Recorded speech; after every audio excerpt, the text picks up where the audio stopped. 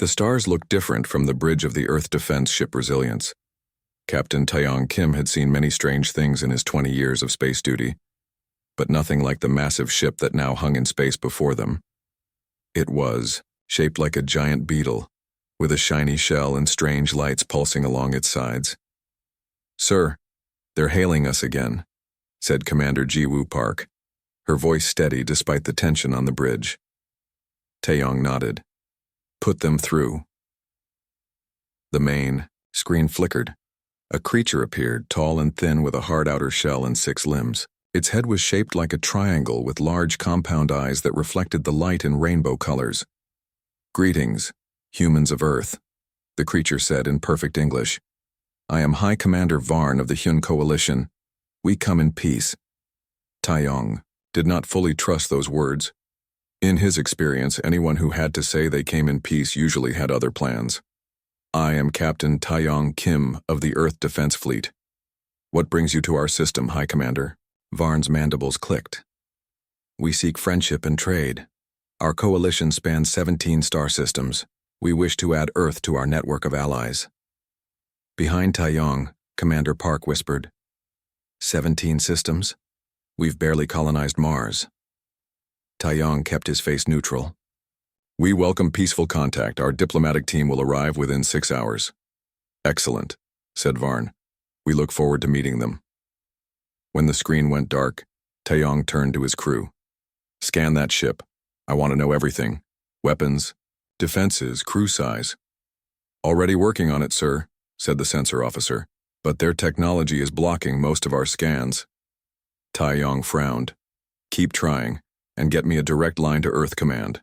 Ambassador Do-hyun Lee had never imagined his first alien meeting would happen so suddenly. Just yesterday, he had been preparing trade agreements with the Mars colonies. Now he sat in a shuttle heading toward an alien ship, carrying the hopes of all humanity with him.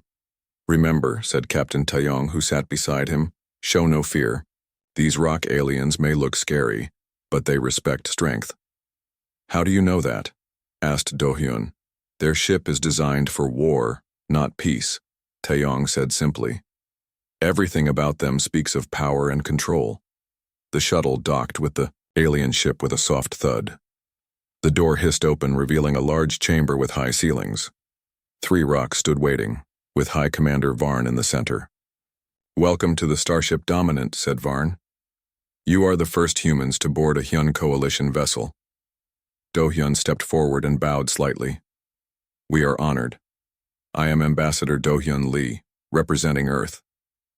Varn did not bow back. "Come. We have prepared a meeting room." As they walked through the ship, Taeyong noticed everything: the number of doors, the weapons carried by rock soldiers, the thickness of the walls. His military training never stopped working, even during diplomatic missions. The meeting room was large and round. The walls showed moving images of different planets, likely the 17 systems Varn had mentioned. "Please sit," said Varn. "We have studied your language and customs. We have prepared food and drink suitable for humans." Do-hyun smiled politely. "Thank you for your consideration." Taeyong watched as a smaller rock placed drinks on the table. He did not touch his. "You are cautious, Captain," observed Varn. "A wise trait." "Just being careful," said Taeyong. "We know very little about each other." Varn's eyes glinted. "Then let us change that. The Hyun Coalition was formed 300 Earth years ago. The Rock, my species, joined with the Laren and the Tas to explore the stars. We found many worlds and many species. Some joined us willingly. Others—" Varn paused. "Others required persuasion." Do-hyun's smile faltered slightly. "I hope Earth will be in the first category." "As do we," said Varn. Back on his ship after the meeting, Taeyong called his senior officers together. "They're lying," he said bluntly. "Or at least not telling the whole truth." Commander Park nodded. "Their ship has more weapons than any vessel I've ever seen. This is not a diplomatic vessel." "Ambassador Lee thinks we should try to make friends," said Taeyong. "But I think we need to be ready for trouble, double the patrols, and send a message to Earth Command. We need more ships out." "Here," Do you think they plan to attack? Asked Park. Taeyong shook his head. Not yet. They're studying us first. Did you notice how they kept asking about our history, our wars? They're most interested in how we fight. But why? Asked the ship's doctor. Their technology is clearly more advanced than ours. I don't know, admitted Taeyong, but I intend to find out. In his private chamber on the Dominant, High Commander Varn met with his science team. Report, he ordered. Science Director Trell stepped forward. The humans are fascinating, Commander. Their technology is primitive compared to ours, yet they have survived multiple extinction-level events. How? Demanded Varn. Through what appears to be irrational stubbornness, said Trell. They refuse to die. When conventional solutions fail, they try unconventional ones. They adapt in chaotic, unpredictable ways. Varn paced the room, his hard feet clicking on the metal floor. Are they a threat to us? Not directly, said Trell. Their weapons are no match for ours, but... The scientist hesitated. Speak freely, commanded Varn. Their history is filled with examples of technologically inferior humans defeating superior forces through unexpected tactics, said Trell. They call it guerrilla warfare, asymmetric combat, psychological operations. Concepts we have not encountered before. Varn stopped pacing. Interesting, very interesting. Another officer spoke up. Should we proceed with standard conquest protocol? Varn was quiet for a long moment. No. These humans are too unpredictable. We need to understand them better before we act. He turned to science. Director Trell. I want everything about human warfare, their tactics, their thinking, their... What do they call it? Strategy, sir, said Trell.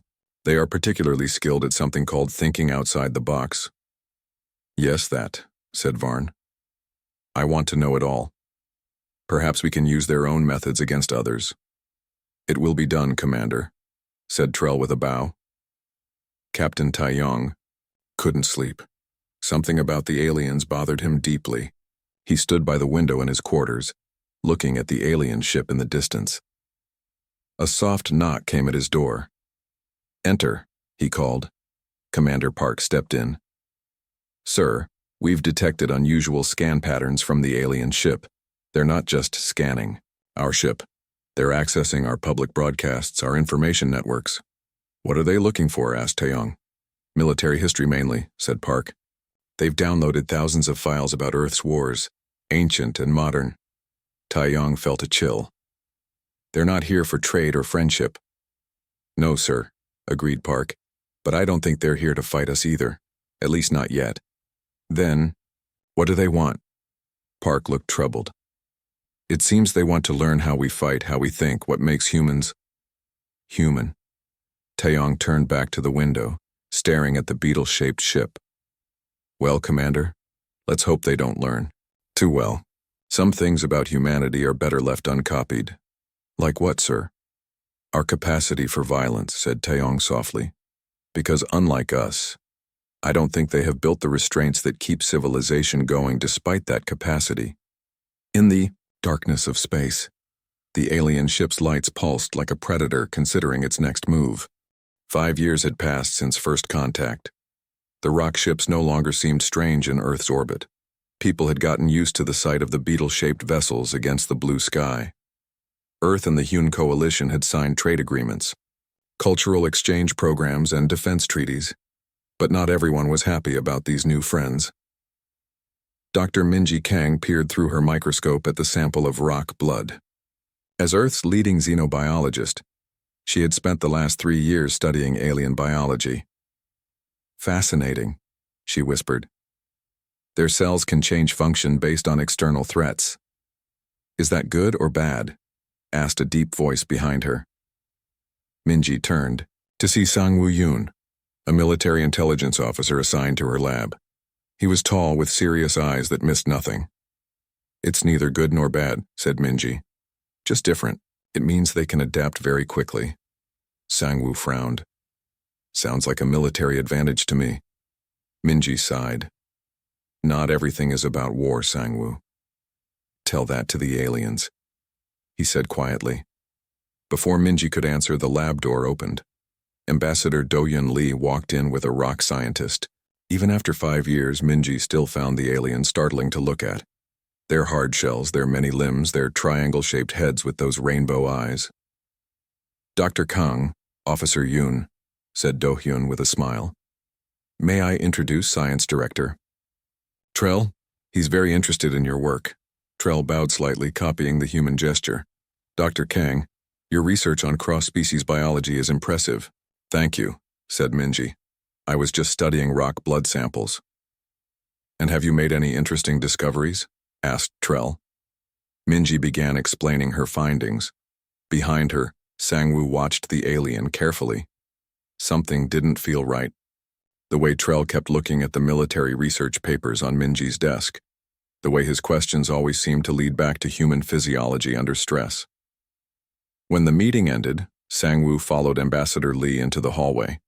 Sir, may I speak with you privately? They stepped into an empty office. What's troubling you, Officer Yoon? Asked Do-Hyun. These aliens, said Sangwoo. They ask too many questions about our military, our wars, our fighting techniques. Do-Hyun smiled patiently. They're curious about us just as we are about them. No, said Sangwoo firmly. It's more than curiosity. For 5 years they've been collecting data on how humans fight, how we think under pressure, how we've won wars against superior forces. And why would they do that? To learn from us, to use our tactics themselves. Do-Hyun shook his head. You're being paranoid, Sangwoo. The Rock have been peaceful, for now, said Sangwoo quietly. On the main Rock ship, Science Director Trell presented his findings to High Commander Varn. The human called Minji Kang suspects nothing, said Trell. She freely shares her research. Varn clicked his mandibles, in satisfaction. And what have you learned about human warfare? So much, said Trell, his voice excited. Humans have developed warfare techniques unlike anything in the 17 systems. They call it guerrilla warfare, using small mobile groups to attack larger forces. They use psychological operations to break their enemy's will to fight. They create false information to confuse opponents. And these tactics work? Asked Varn. Remarkably well, said Trell. Throughout human history, smaller forces have defeated larger ones using these methods. A new voice joined the conversation. I have also made discoveries, Commander. Operative Dex stepped from the shadows. Smaller than most Rock, Dex specialized in information gathering. Report, ordered Varn. Humans have a concept called asymmetric warfare, said Dex. It means using unexpected weapons or tactics that the enemy cannot easily defend against. They turn weaknesses into strengths. Varn paced the room, thinking. Can we use these human tactics ourselves? I believe we can, said Trell. Our next conquest, the Nari system, would be perfect for testing human methods. The Nari are peaceful, but resourceful, said Varn. Their system has minerals we need, but direct conquest would be costly.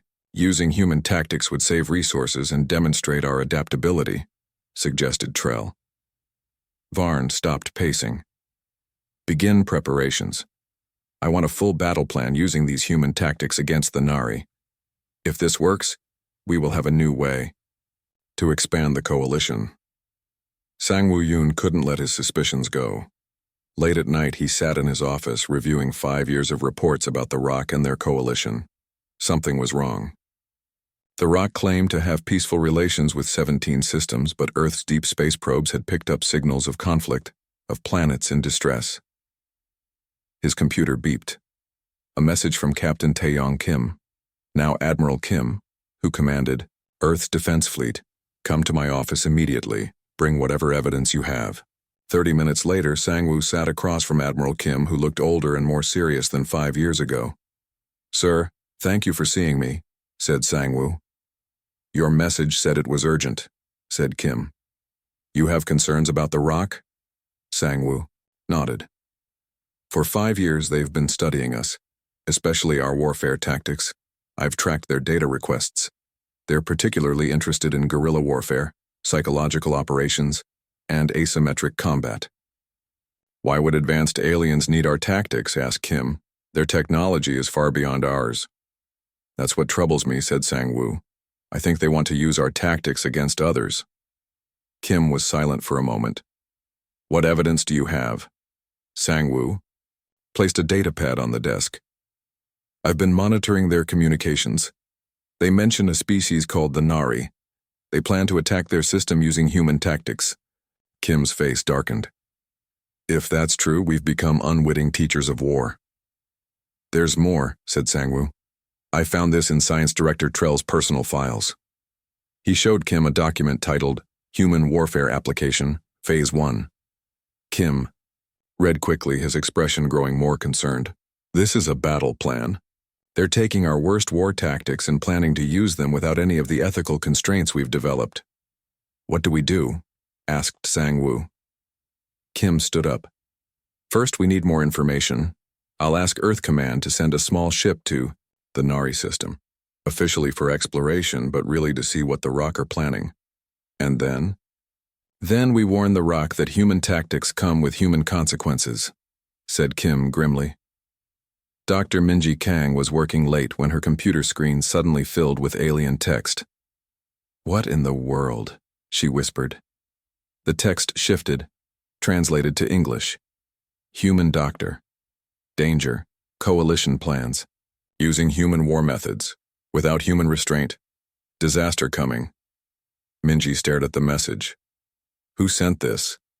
A Rock who disagreed with the plan? She needed to tell someone. Her phone rang. It was Sang-woo. Minji, I need to see you immediately. It's about the Rock. Sang-woo, someone just sent me a strange message. Don't say more on the phone, he interrupted. Meet me at Admiral Kim's office in 20 minutes. After hanging up, Minji looked again at her screen. The message was gone, as if it had never existed. Outside her lab window, the Rock ships hung in the night sky. For the first time, they didn't look peaceful to her. They looked like what they truly were, weapons of war waiting to be used, and now they had learned how humans fight. Minji shivered, suddenly cold despite the warm lab. What had Earth done by teaching aliens how to wage war like humans? And what would happen when beings with advanced technology started using humanity's most brutal tactics? She grabbed her research and headed for Admiral Kim's office, walking quickly through the dark streets, the alien ships looming overhead like giant insects ready to strike. The observation ship Horizon hung silently in the darkness of space near the edge of the Nari system. Captain Hyun-sik Choi stood on the bridge, watching the main screen with growing horror. Are you recording this? He asked his communications. Officer, yes sir. Everything. On the screen, a peaceful planet burned. The Nari were a gentle species, tall, slender beings with blue skin who had barely developed space travel. They had no weapons to match the Rock, but the Rock weren't using their superior weapons. They were using something worse. They're using our tactics, said Advisor Ji-hee Kwan, who stood beside Captain Choi. As a member of Earth's diplomatic corps, she had been sent to observe and report back. Not exactly our tactics, said Choi grimly. They've twisted them. The Rock ships had attacked in small groups, striking quickly and vanishing. Classic guerrilla warfare. But unlike humans, they didn't care about civilian casualties. In fact, they seemed to target civilians deliberately. Look there, said Ji-hee, pointing to a corner of the screen. A group of Nari had surrendered, waving white flags, a human concept they must have learned from the Rock. Instead of taking prisoners, the Rock killed them all. More guerrilla tactics, but without the human rules of war. This isn't war, whispered Ji-hye. It's slaughter. Captain Choi turned away from the screen. Send all our recordings to Earth immediately. Admiral Kim needs to see what the Rock have done with our teachings. On the Rock command ship, War Commander Grek received reports from the surface of Nari Prime. The human tactics are working well, reported a field commander. The Nari have no defense against our hit-and-run attacks. Their communications are in chaos after our false information campaign. Grek clicked his mandibles in satisfaction. Excellent. And the psychological operations? Very effective. We bombed their water processing plants as you ordered. Now we're dropping leaflets telling civilians that their leaders are hoarding clean water. They're starting to fight among themselves. Perfect, said Grek. Humans call it divide and conquer. Continue the operation. A science officer approached cautiously. Commander, I have concerns. Speak. The special weapons we deployed, the ones based on human dirty bomb concepts, they're causing unusual reaction patterns in the Nari atmosphere. Grek dismissed this with a wave. Irrelevant. The Nari will surrender within days. But Commander, the atmospheric readings are not your concern, snapped Grek. Return to your post. Back on Earth, Admiral Kim held an emergency meeting with Earth's Security Council. Dr. Minji Kang and Officer Sangwoo Yoon were there, along with Ambassador Lee. The recordings from the horizon confirm our worst fears, said Admiral Kim. The Rock have taken our warfare tactics and removed all restraint. It's my fault, said Minji quietly. I shared so much information with them. No, said Sangwoo. They were gathering this information long before they met you. They've been planning this for years. Admiral Kim nodded. The question is, what do we do now? The Nari are being slaughtered. Should we intervene? Ambassador Lee spoke up. If we attack the Rock directly, we risk all-out war with a technologically superior enemy. So we do nothing? Asked Minji, her voice rising. We just watch as they use our tactics to destroy an innocent species?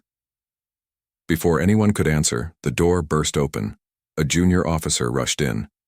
Admiral, urgent news from the horizon.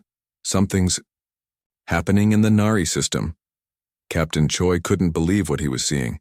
The tactics the Rock had borrowed from humans were backfiring in a way no one had expected. The dirty bombs they had used, radioactive materials mixed with conventional explosives, had reacted with the Nari atmosphere. Massive storms were forming, carrying radioactive particles across the planet. The Rock troops on the surface were dying along with the Nari, but that wasn't the worst part. Sir, called the science officer, the atmospheric chain reaction is spreading. A Rock supply ship just jumped to hyperspace heading home. It's carrying contaminated materials. Jihia gasped. They'll spread it to their own worlds. Choi nodded grimly. They never understood that human tactics come with human safeguards. We know how dangerous these weapons are. We know why we don't use them carelessly. On the screen, fires spread across the Nari planet. The Rock ships were retreating in panic, but it was too late. They had started something they couldn't control. Send another message to Earth, ordered Choi. Tell them the Rock are about to learn the hardest lesson about human warfare, why we've worked so hard to control it. 3 weeks later, reports reached Earth from across the galaxy. The disaster had spread to the Rock homeworld. The contamination from the Nari campaign had triggered a reaction in the Rock atmosphere. Their planet was burning, literally. Massive firestorms swept across continents, unstoppable. In a quiet room on Earth, a Nari survivor named Lan met with Admiral Kim and Dr. Minji Kang. Lan was thin and weak, one of the few Nari who had escaped. The disaster. My world is dead, said Lan in a soft voice. But the Rock are suffering too. Their world burns. I'm so sorry, said Minji. This should never have happened. Lan's large eyes looked at them sadly. The Rock told us they were using human tactics. They said humans were the most efficient killers in the galaxy. Lan paused. Is this true? Admiral Kim sighed heavily. Humans have been efficient at war, yes. But what the Rock didn't understand is that we've also been efficient at peace, at controlling our worst instincts, at setting limits. They took our weapons without taking our wisdom, added Minji. A communication screen on the wall lit up. The face of Captain Choi appeared. Admiral, we're receiving a distress call from the Rock homeworld. Their planet's atmosphere is on fire. They're asking for help. Help? Repeated Admiral Kim in disbelief. After what they did to the Nari? Yes, sir. Their message says, we misunderstood human warfare. Please teach us human mercy. The room fell silent. Finally, Admiral Kim spoke. Tell them we're coming. Humanity will help. Lan looked confused. After what they did, you would help them? Yes, said Admiral Kim. That's the part of being human they never studied. Our capacity for forgiveness, for helping even our enemies. Minji nodded slowly. They wanted to learn how humans fight. Now they'll learn how humans heal.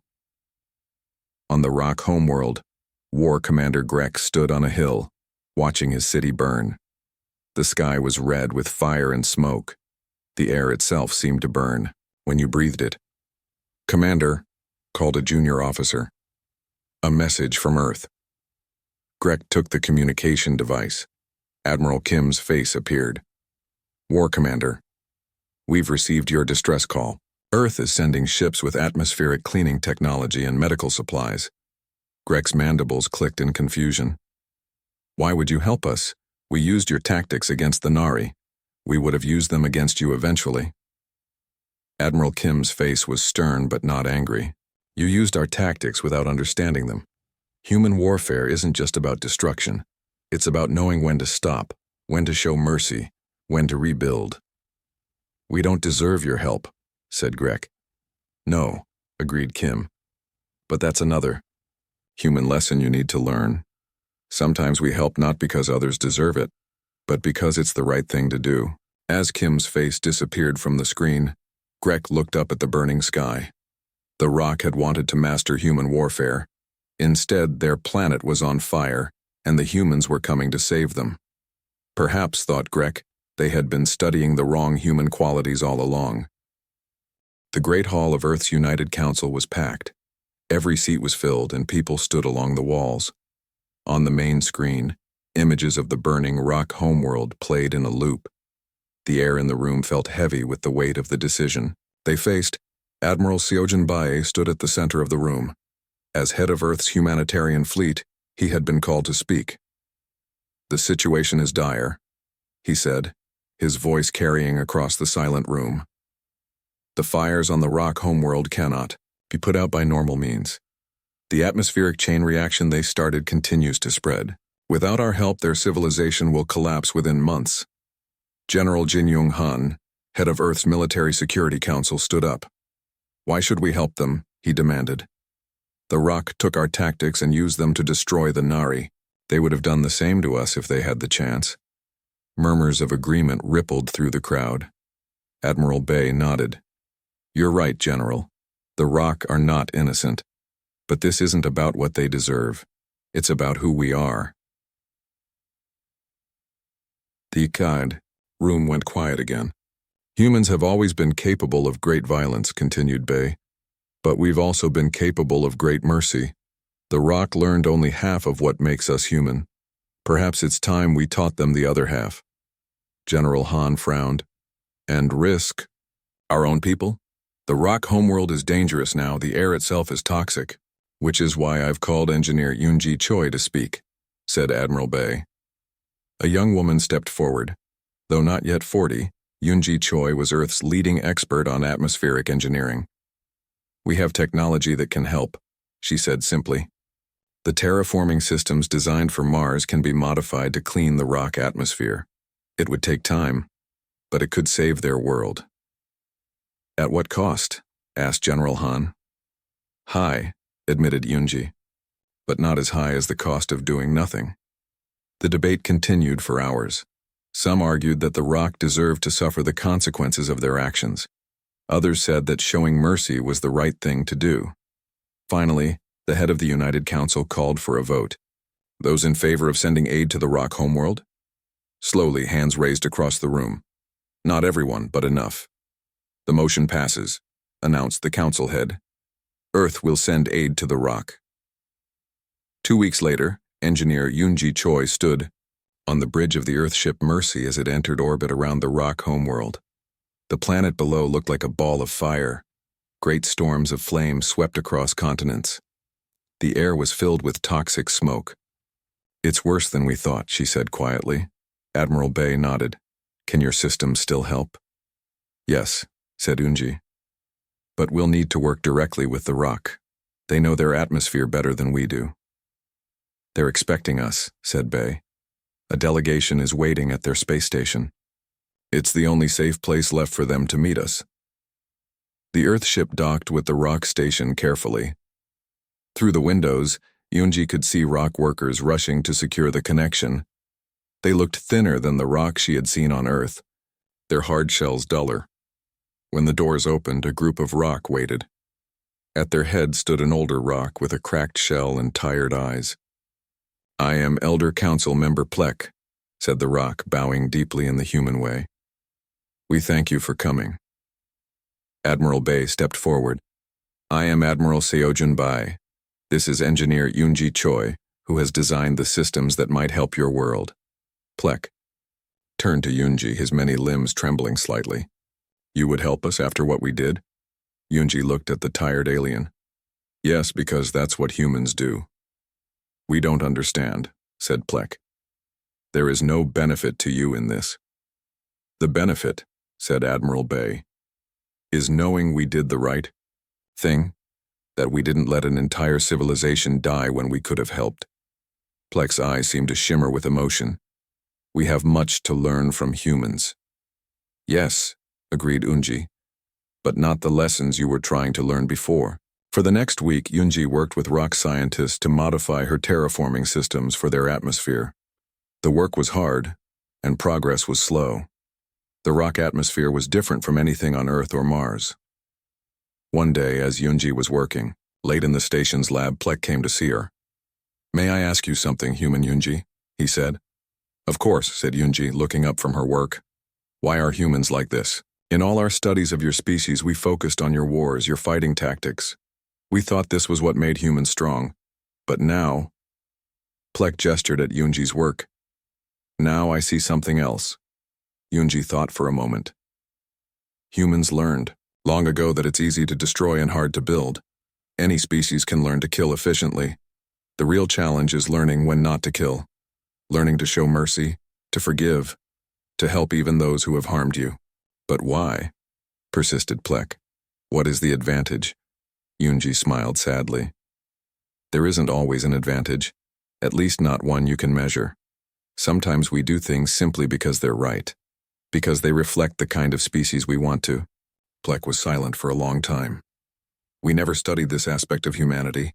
"No," agreed Yunji. "And that was your mistake."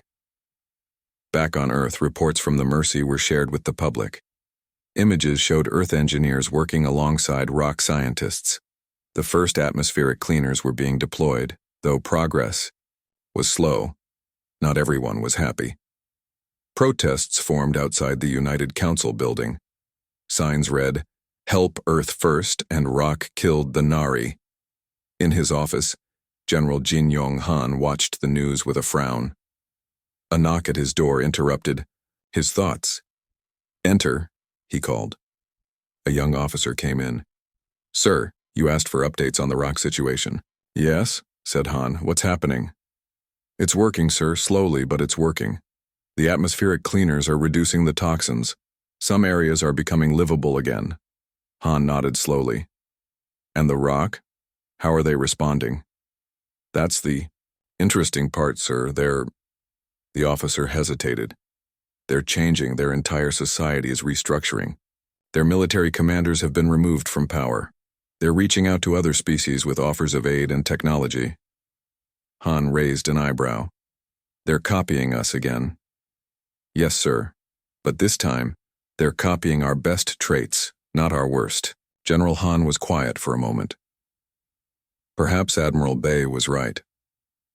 Perhaps this was the right thing to do. On the rock station, Yunji stood before a large window, looking down at the planet below. The fires still burned, but they were smaller, now. In some areas, the sky was clearing. "It will take years," she said to Admiral Bay, who stood beside her. "Maybe decades, but they have a chance now." "Thanks to you," said Bay. Yunji shook her head. "Thanks to humanity. We could have let them burn. Many wanted to, but we chose a different path." "The human path," said Bay with a small smile. Behind them, Elder Plek approached. "Admiral Bay, Engineer Choi, the Council of Elders wishes to speak with you They followed Plek to a large chamber where a group of older rock waited. The head of the council stepped forward. "Humans of Earth," said the elder, "we cannot repay what you have done for us. Our world still burns, but now there is hope where before there was none. We're glad we could help," said Admiral Bay. "We have learned much from humans," continued the elder. "We studied your wars but ignored your peace. We copied your tactics but missed your wisdom. This was our great mistake." Yunji nodded. "Understanding is never one-sided. You can't take half of what makes a species great and ignore the rest." "Yes," agreed the elder. "We see this now, and so we have a request." "What request?" asked Bay. "Teach us," said the elder simply. "Not how to fight like humans, but how to forgive like humans, how to rebuild like humans, how to be better." Admiral Bay looked at Yunji, then back at the elder. "We will," he said, "because that's what humans do." 5 years had passed since the rock planet caught fire. Earth's terraforming technology had managed to contain the worst of the atmospheric reaction, but the planet still burned in many places. It would take generations for it to heal completely. A grand meeting hall on a neutral space station. Representatives from 27 different species gathered. It was the first meeting of the Galactic Cooperative, a new alliance formed in the wake of the rock disaster. Chancellor Minseo Yoon, Earth's representative, stood at the center of the room. Though only 42 years old, she carried herself with the confidence of someone who understood the weight of history. 5 years ago, a terrible mistake led to catastrophe, she began. The rock took human warfare tactics and used them without understanding their full implications. The results were devastating, for the Nari, for the rock, and for all who value peace in our galaxy. The crowd was silent, listening carefully. But from this tragedy we have learned. We have grown. Today, we gather not to dwell on past mistakes, but to ensure they never happen again. Near the front of the room sat Grand Elder Hask, the new leader of the rock. His shell was marked with the scars of fire, a reminder of what his people had suffered. Beside him sat Director Jae-hyun Kang, head of the new Interspecies Military Ethics Commission. Chancellor Yoon continued. "The Galactic Cooperative will be built on principles of mutual respect, shared knowledge, and ethical limitations on warfare. We will learn from each other's strengths, not copy each other's weapons." When she finished speaking, Grand Elder Hask rose to address the crowd. "My people made a terrible error," he said, his voice humble. "We saw human tactics as tools to be used without understanding the centuries of ethical development that accompanied them. We paid a heavy price for this. Ignorance." He turned to face Chancellor Yoon. "Humanity showed us mercy when we deserved none. They taught us that true strength lies not in the ability to destroy, but in the wisdom to know when not to destroy, in the courage to help even those who have harmed you." The crowd murmured in agreement. Director Kang spoke next. "The Commission I lead has one purpose: to ensure that no species ever again adopts warfare tactics without understanding their cultural and ethical context. War, when it must happen, should be conducted with restraint, with rules, with respect for all life." At the back of the room, Admiral Taeyong Kim watched quietly. Now retired, he had been asked to serve as an advisor to the new cooperative. It had been his warning 5 years ago that first alerted Earth to the rock's dangerous interest in human warfare. After the speeches ended, Admiral Kim found himself walking with Grand Elder Hask through the station's observation deck. Through the large windows they could see the rock homeworld in the distance, patches of fire still visible on its surface. "It's still burning," said Kim quietly. "It will burn for another century," replied Hask. "A constant reminder of our mistake." Kim nodded. "Remembering mistakes is a very human trait. Perhaps the most important one you've learned from us." "We have learned many things from humans," said Hask. "Not what we originally sought to learn, but what we needed to learn." They walked, in silence for a moment. "What is it that makes humans special, Admiral?" asked Hask suddenly. "We studied your history. You fought countless wars among yourselves. You've created terrible weapons. And yet, you survive. You build. You grow wiser. Kim thought before answering. Balance, I think. We have the capacity for great violence, yes, but we also have the capacity for great compassion. We can destroy, but we can also heal, and over time, we've learned when to do each. My people never understood this balance, said Hask. You're learning now, said Kim. The hard way, unfortunately. In a small meeting room nearby, Chancellor Yoon sat with representatives from the former Nari world. Few Nari had survived the Yaj rock attack, but those who had were now working to rebuild their civilization on a new planet, with help from Earth and other allies. Are you satisfied with the cooperative's plan for preventing future conflicts? Asked Yoon. The Nari representative, a female named Tella, nodded slowly. It is a beginning, but trust will take time. Of course, said Yoon. We don't expect the wounds to heal overnight. The Rock have changed, said Tella. This surprises us. We did not think such a warlike species could change. Sometimes, said Yoon, the most warlike species are the ones most capable of peace, because they understand the cost of war. Like humans? Asked Tella. Yoon smiled slightly. Yes, like humans. On the other side of the station, Director Jaehyun Kang met with a group of young officers from various species. They were the first class of the new interspecies ethics training program.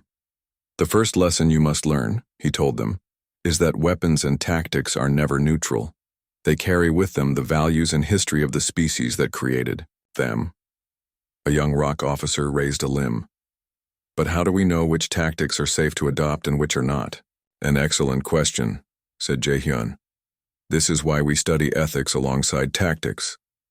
This is why we learn not just how to fight, but when to fight, and more importantly, when not to fight.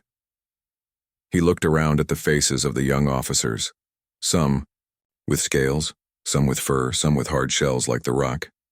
Different in appearance, but united in purpose. The Rock tried human tactics once, he said. Their planet's still on fire.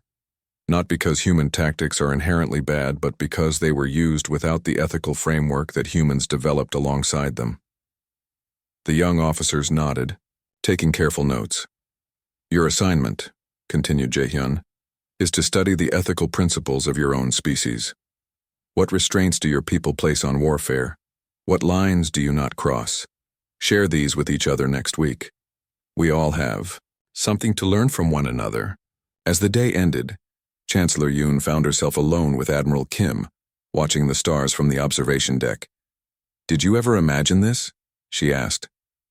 When the Rock first arrived at Earth, did you ever think we'd end up here? Kim shook his head. Never. I thought they would either conquer us or we would have to fight them.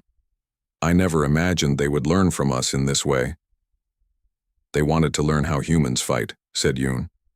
Instead, they learned how humans build peace. And what makes that especially impressive, said Kim, is that we're still learning that ourselves. Yoon smiled. That's the difference, isn't it? Humans know we're still learning. The Rock thought they already knew everything they needed to know. Humility, nodded Kim. Perhaps the most important lesson of all. Below them, a shuttle departed the station, heading for the Rock homeworld. It carried a new team of terraformers, both human and alien, working together to heal the burning planet. It will take generations, said Yoon, watching the shuttle. But they'll get there eventually. Yes, agreed Kim. And so will we. In the vastness of space, the story of the Rock and their burning planet spread from world to world. It became a cautionary tale told to young aliens everywhere, about the dangers of adopting tactics without understanding, about the importance of restraint, and about the species called humans who had the power to destroy worlds but chose instead to help heal them. And on many worlds throughout the galaxy, alien children would ask, "Are the humans really that dangerous?" To which their parents would answer, "Yes, they're dangerous, but not for the reasons you might think. What makes humans truly dangerous is not their weapons or their tactics. It's their balance, knowing when to fight and when to forgive. That's why the humans are still around after all these centuries, while the Rock tried human tactics once, and their planet's still on fire."